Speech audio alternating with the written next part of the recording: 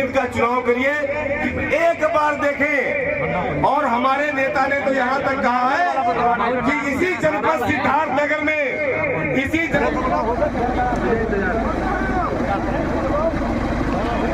सभी लोग आए, आप लोगों की बहुत-बहुत धन्यवाद। इस कार्यक्रम के समापन की घोषणा की।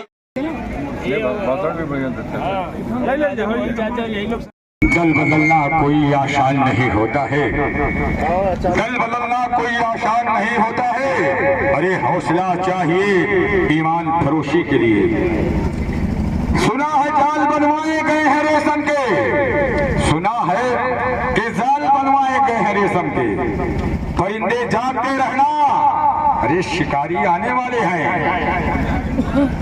सुना है जाल बनवाए गए हैं रेशम के, परिंदे जागते रहना, शिकारी आने वाले हैं। अरे तुम अपना वो बेसोचे हिम्मत खराब कर देना।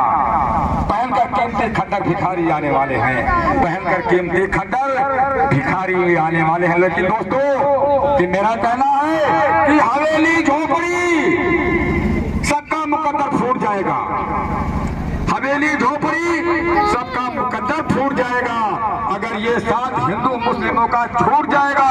कि दुआ कीजिए कि हमें प्यार के रिश्ते रहे कायम, दुआ कीजिए कि हमें प्यार के रिश्ते रहे कायम। ये रिश्ता टूट जाएगा तो भारत टूट जाएगा, ये रिश्ता टूट जाएगा तो भारत टूट जाएगा दोस्तों। लेकिन मेरा कहना है कि एक बहुत पुराना जंगल था और जंगल में एक से हमारे संरक्षक बड़े भैया कल्लू पांडे जी इस कार्यक्रम का संचालन कर रहे, हमारे पिता तुल्य वरिष्ठ अधिवक्ता, वरिष्ठ सपा नेता आदरणीय राधे मोहन शर्मा चाचा, हमारे बड़े भाई और बुंदेलखंड में 1857 के युद्ध में 1857 के युद्ध में झांसी की रानी के तोपची एक खां साहब थे। उसी तरह से हमारे तोपची कहिए, बड़े भाई कहिए, खुर्शीद खां भैया हेलो इस सभा के आयोजन में बड़े भाई मनीष देव मिश्रा जी 57 और आज 80 से ऊपर हो गया। आखिर क्या कारण है? अगर लोग खुशहाल हैं तो रुपये का मूल्य गिरना नहीं चाहिए, रुपये का मूल्य उठना चाहिए। और अगर 57 था तो 50 हो जाता, 40 हो जाता तो यहाँ के लोगों की माली हालत अच्छी होती। आज ईमानदारी से यहाँ देखिए, सारे लोग जमीन से जुड़े लोग हैं और अच्छी खेती करने वाले लोग हैं। मैं जानता हूँ चौधरी साहब बैठे हैं, बड़े जमींदार हैं, चौधरी साहब यहाँ पे बैठे हैं।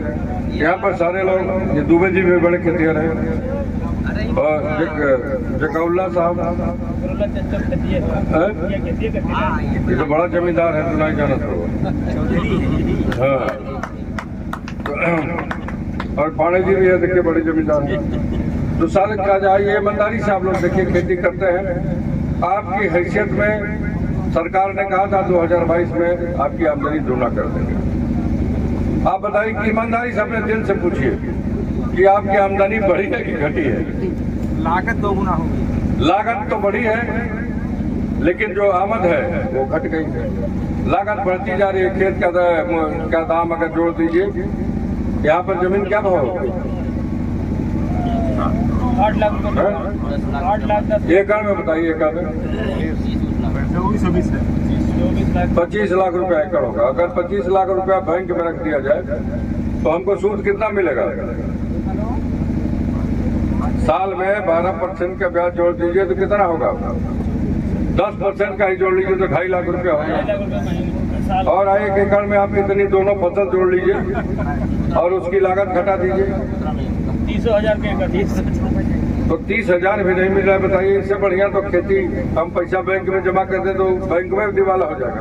बैंक को भी खाने के लिए तैयार है। यहाँ आगे लग बैंक बंद हो जाएगी। यहाँ की LIC जैसी संस्था जिस पर बड़ा भरोसा है लोगों को, LIC बंद होने के कगार पर करेंगे, शेयर इस तरह से बिकेंगे अडानी और अंबानी को, उसमें पूंजी उसकी लगेगी तो जनता की गाड़ी कमाई के पैसा ये लोग लेके चले जाएंगे।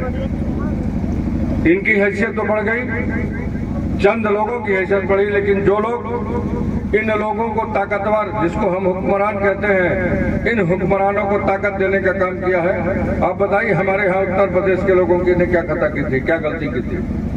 एक मुख्यमंत्री की हैसियत का आदमी उत्तर प्रदेश में आया और प्रधानमंत्री की कुर्सी पर बैठ गया कि नहीं बैठ गया? इसमें तो कोई दो राय नहीं है।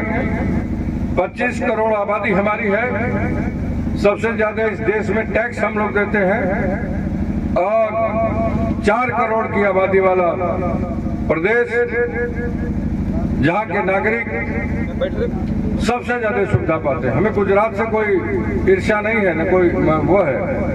आप आखिर हम लोगों ने, हमें अपने उससे मलाल जरूर है कि हमारे 25 करोड़ की आबादी का जितना ज्यादा टैक्स होगा ना, तो हमारे हिस्से का है।